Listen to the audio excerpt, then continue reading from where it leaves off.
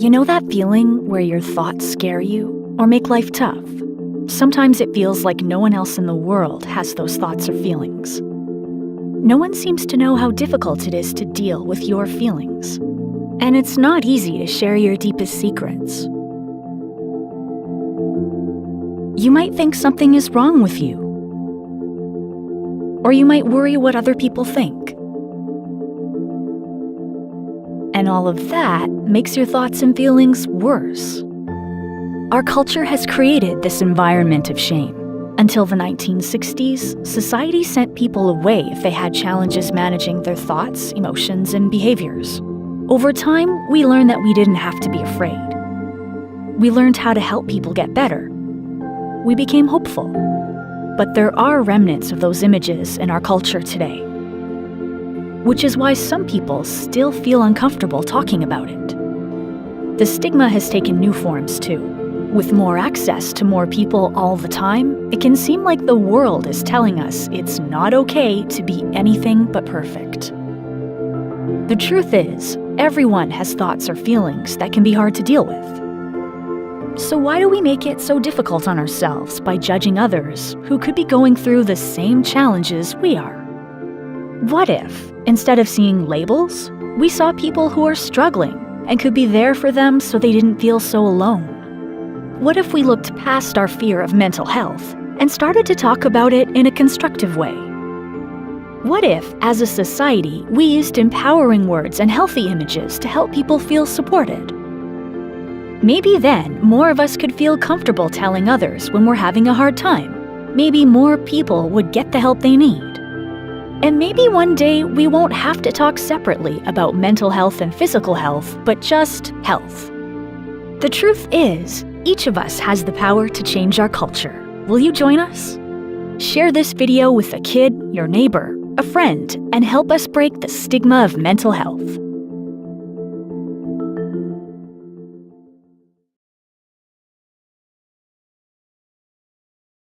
I would say that mental illness is a psychological and emotional disorder that affects functional and behavioral issues and has a functional impairment on the person. Something that many people deal with every day.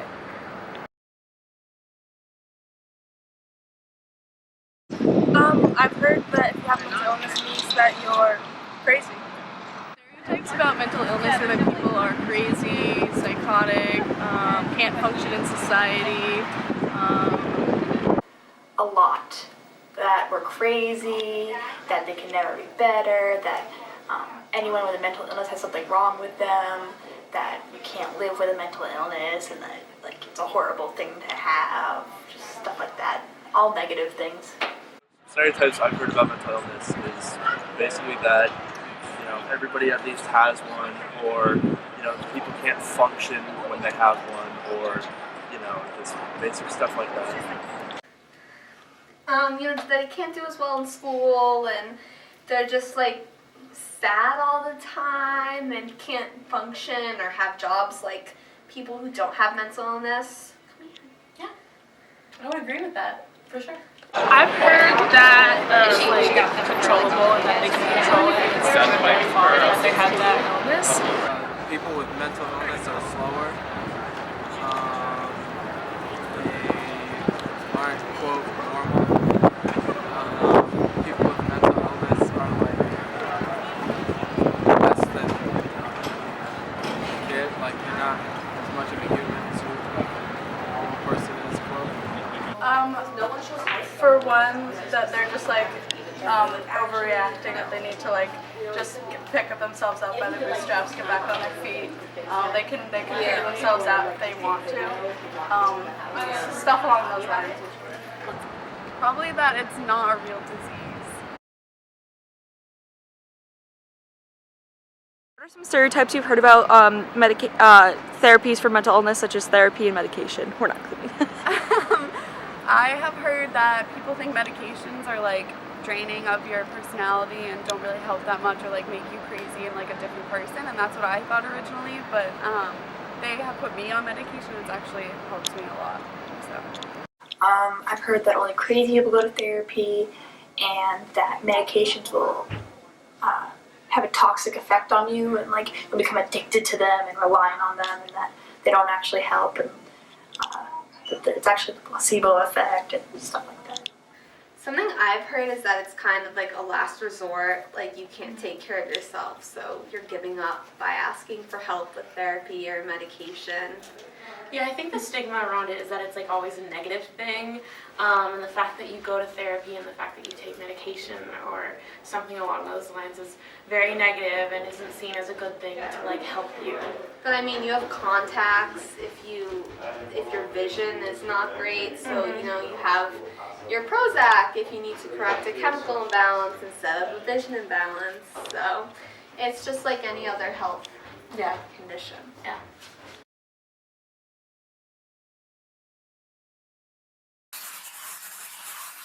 When it comes to mental health, the United States has a long way to go, from caring for those with mental illness to changing public perception. And often we get it so wrong. Here are 4 myths about mental health in the US. Myth number 1, mental illness is rare. Actually, 1 in 4 adults experiences mental illness every year. That includes everything from depression to eating disorders, OCD, and schizophrenia. Even celebs like John Hamm, Lena Dunham, and Lady Gaga have spoken out about the importance of addressing mental health issues of their own. Bipolar depression really got my life off track. But today I'm proud to say I'm living proof that someone can live, love, and be well with bipolar disorder when they get the education, support, and treatment they need. Myth number 2, if the mentally ill just wanted help, they could get it. Well, getting treatment in the US is not so easy. 90 million Americans live in places without easy access to mental health assistance. Between 2009 and 2012, states cut $5 billion from mental health services. In 1950, there was 1 psychiatric bed for every 300 Americans, and in 2010, that number was 1 in 7,100. Myth number 3, mentally ill people are violent. When we do talk about mental health in the US, it's often on the heels of tragedies like murder. The co-pilot who crashed Flight 9525 into the Alps, killing 149 people and himself, had a mental illness. CBS News has learned that James Holmes had seen at least 3 mental health professionals. Lanza had significant mental health issues. But only 3 to 5% of violent acts in the United States are committed by people with serious mental illness. In fact, people with mental illness are 10 times more likely to be victims of violent crimes than the rest of society. When something's wrong with your stomach, you go to the doctor. When something's wrong with your mind, you don't? Okay, so I have good news and bad news. The good news is today we're going to tackle something that affects people regardless of their race, gender, class, religion, or sexual orientation. Hooray! The bad news, that thing is mental health stigma, which often prevents people from getting the help that they need. The opposite of hooray! So considering that about 1 in 5 Americans deal with mental health issues, let's look at some of the stigmas that need to go. Stigma number 3.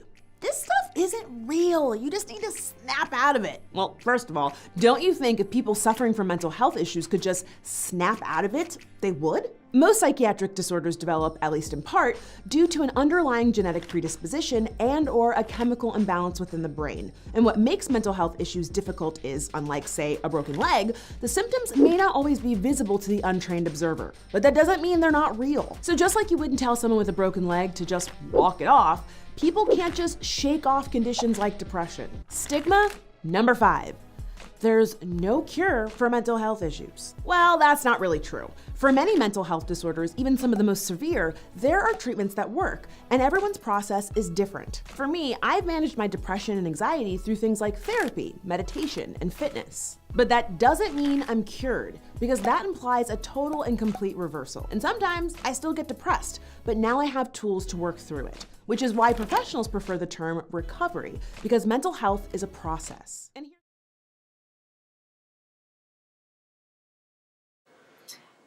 I've heard mostly negative stereotypes about mental illness in the media. They mostly just talk about depression and anxiety or bipolar disorder. And people with bipolar disorder are always depicted as like crazy or can't handle life, which isn't true. And then people with depression are super sad all the time, which also isn't true. And then people who are anxious or have anxiety just like can't function. It's just like silly stuff like that like it's just not true. Well, I'd say in news, I I've seen, you know, a lot of like the school shootings and all of that, they like talk about how this person was like mentally unstable or things like that. So you kind of like correlate one with the other, like a person who has mental illness is, you know, then dangerous. Yeah, and like in the show Shameless, Ian Gallagher is bipolar, and you see him like he can't get a job because they find out about that, and he's arrested a bunch of times, and yeah, so just like not being able to be part of society like most people. Hanging in there? Mm-hmm. Is food any good?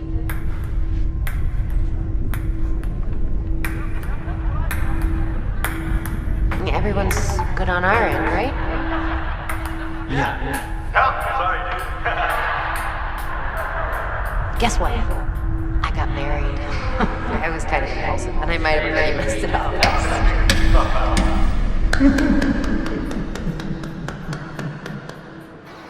I think it's usually a negative portrayal, like creating that stigma, but I think that right now we're at a time where like they're recognizing that and they're trying to reverse it, so I don't really know where the future of it is, but I think it's positive compared to where the past where mental health has been represented.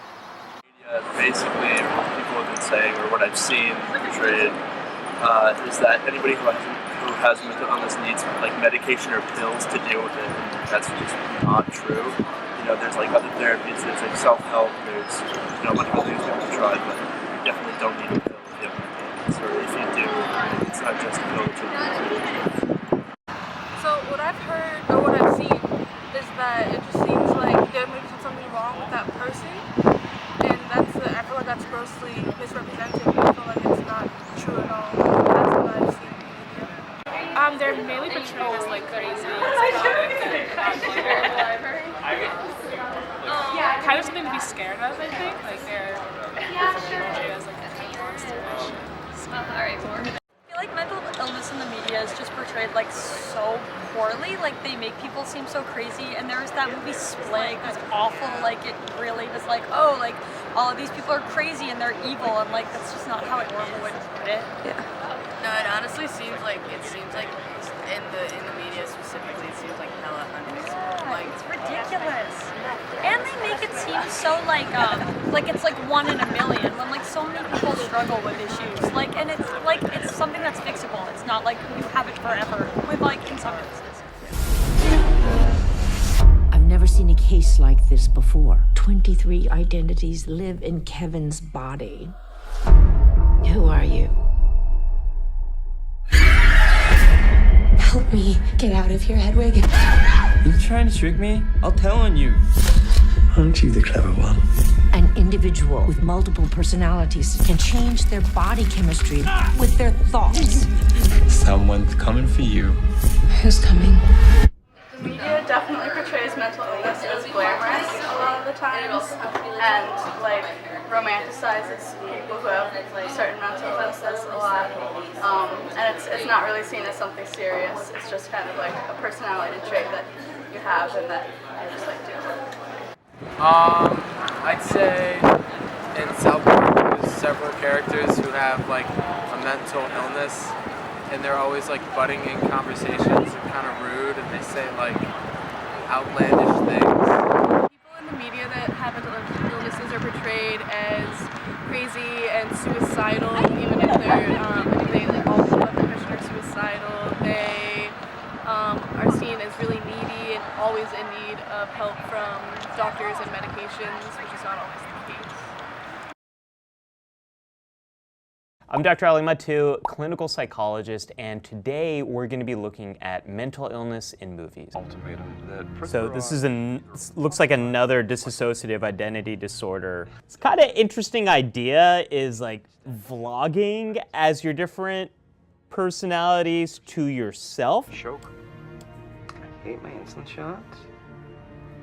No one else around here has to take them. What do I have to do? Diabetes. So accurate representation, different tone of voice, different presentation, different way of talking, different way of sitting. Huh? How do you explain I'm the only one that needs these, you motherfucker? Okay, I have no idea what's about to happen, but it's kind of interesting what's unusual about this example is his different personalities seem to be talking to each other. Some personalities can interact with each other, but to this level of communication and coordination, probably not. And dissociative identity disorder is also very controversial. Some people think it's a representation of schizophrenia, and that is a big myth. The confusion comes from the word schizophrenia. Schizophrenia means split mind, and that refers to the split between what's really happening and what someone's experiencing in their mind with hallucinations. He has kidnapped these other women. It's an M. Night Shyamalan film. In this kind of stuff, you suspend your disbelief a little bit more, but this is where a lot of people get ideas about mental illness. I don't think a lot of people take it too seriously, but it is perpetuating some myths. I think what's most important is just to be there for them and like have a conversation if they're willing to have it, and if they're not, then offer resources for where they can have that conversation or just read up about what they're having problems with. Mental illness. I would be with them a lot, ask them what they needed me to do, probably give them advice on talking to someone else, and yeah, just check in on them like constantly or as much as they want. Well, I'd probably reassure him or her that I didn't really notice anything like in their day-to-day routine with me. I certainly wouldn't like dismiss their illness. I'd say like, wow, that's pretty astonishing that, you know, I don't notice, like no one really notices. It must be pretty strong.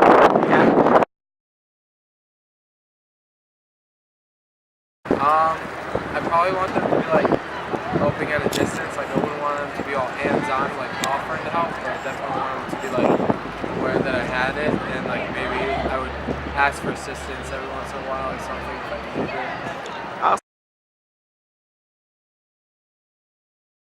I have struggled with mental illness throughout high school. I have like diagnosed anxiety and depression disorders. So, yeah.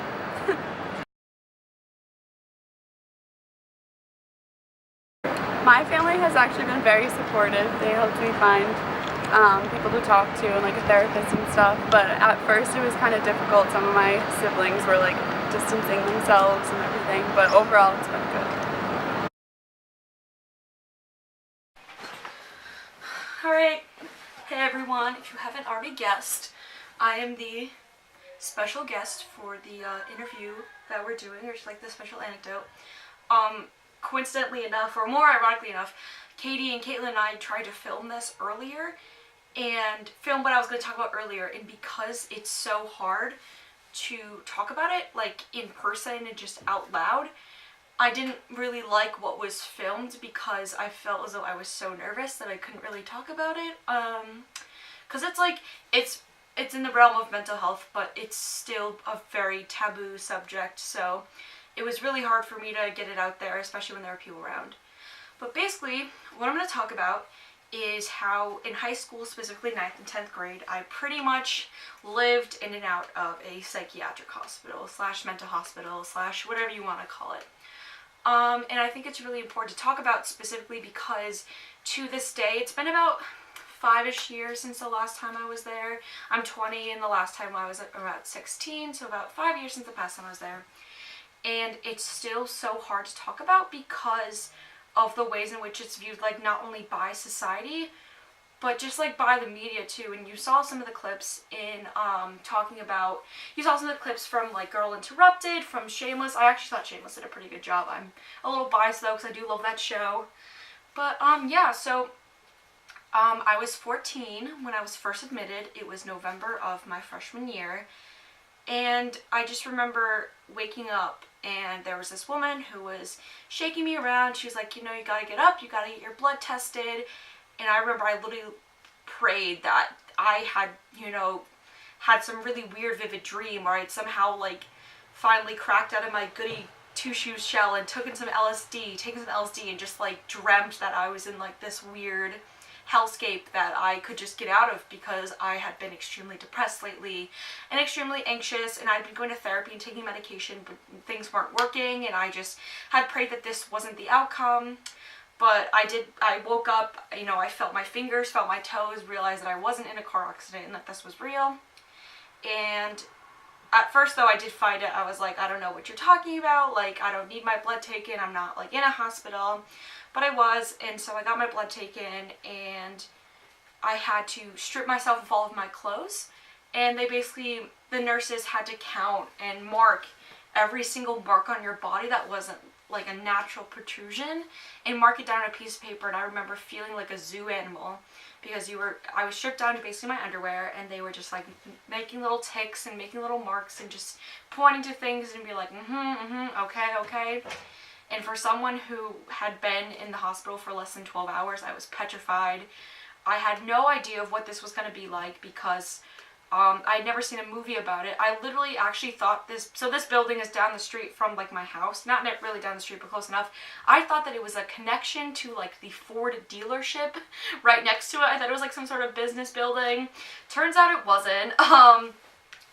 But I just, like, the pit in my stomach that I felt when I realized where I was just like something that I will never ever feel again.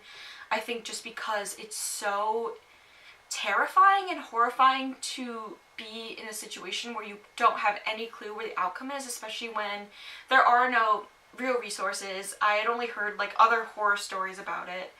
I think the purpose of this, what I want to get at, was to just talk about what it really is like to be in one. I feel like I'm a vlogger right now. You should like and subscribe to my channel. But no, I want to talk about what it's like to be in there, because it really is. And I didn't really think about this until recently, but it really is a traumatic experience. I was treated fairly well there, but there are some situations that occur there that just are things that you can never get back. And it actually, like, it very much affects the ways in which not only how I see myself, but how I see the world. And so, like, the hospital that I was in was almost like a very, very small college campus. There was, like, it was in a circle. There was different buildings. And there was different units, so there was like the adult unit, the kid unit, and then like the adolescent unit, and I was technically in like the younger adolescent unit, because there's 2 adolescent units. And I remember the like most petrifying thing being is that the door clicks when you come in, so you realize that you're literally locked in this building, and there are fences around the outer part, so you were pretty much locked in. You're under constant supervision, so there's always some sort of mental health worker walking around with you. Typically they're undergraduate college students, or like fresh out of grad college students, so they're like still around your age, but it's terrifying, because it does very much feel like a jail. I couldn't take a shower alone.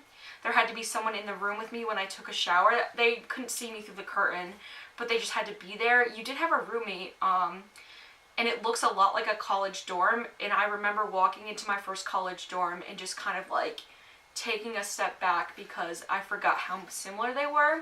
So just little things like that still kind of affect me to this day, and I'll get more into that later. But you had certain privileges too. Like when I first entered, like they took all of my items away, and I only had the clothes on my back and the clothes that thankfully my parents brought me. Some kids weren't that lucky.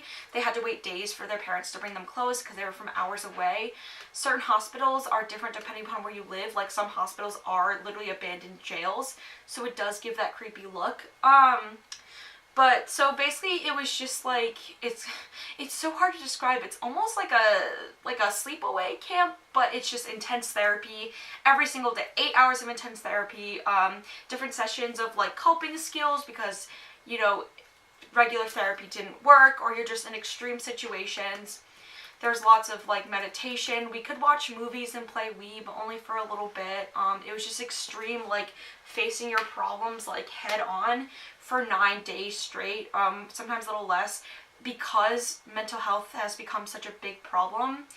More people are becoming aware of it, which is good. There's a wait list to get into many hospitals, so if I didn't know the people that I knew through family, friends, I wouldn't have been able to get in the second and third time. And so there were, like, depending upon your situation, you were given different like sanctions. So for example, the second time I went, because it was the second time in 6 months, I was on a special plan where I could not do any playtime until I filled out specific like DBT sheets, which is a specific, I think it's CBT, cognitive behavioral therapy, which is a specific type of therapy. I had to fill out certain sheets, I had to do extra homework, and it really changed the way that I saw myself, because in high school I was very much attached to my grades. I thought that was pretty much the only thing good going for me, because I wasn't really that competitive in sports, and you fall very much behind when you're in the hospital because you only have an hour to do work, and that's really stressful. And just like the first 48 hours you were put on a medication, I have been through about 10 different medications from the time I am now, so I'm 20, from the time I was like 13 to the time I was 20, which is really stressful. Thankfully I found something that works, but there's a lot of side effects. There was this one medication I was on called Risperdal, where I gained literally 20 pounds.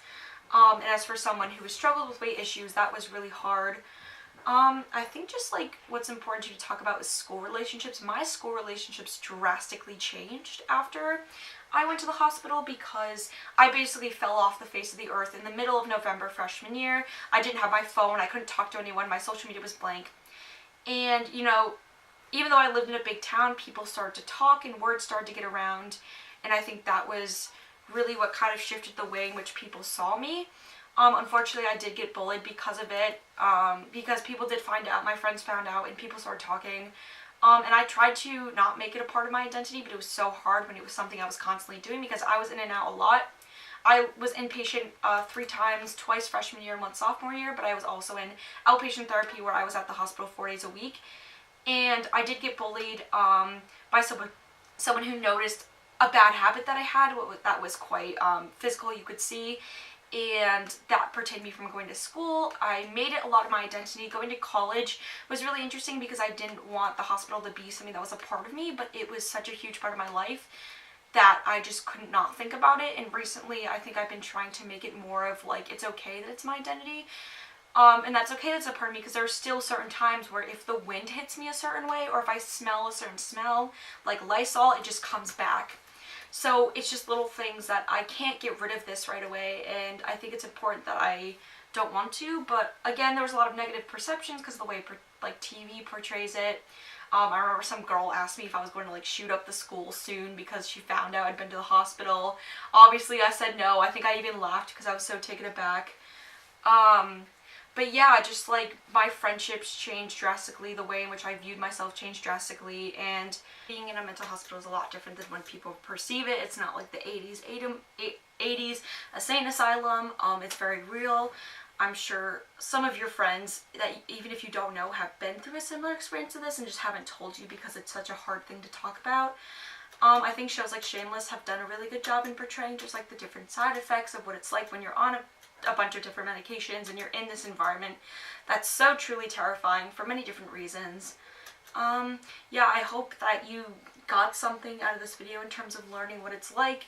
Unfortunately, like I said, there aren't a lot of resources in the media. Hopefully there will be soon. But yeah, I really hope that everyone got something out of this, and if people ever have any questions, they can always feel free to ask me. But yeah, that is what it is like to be in a mental hospital growing up.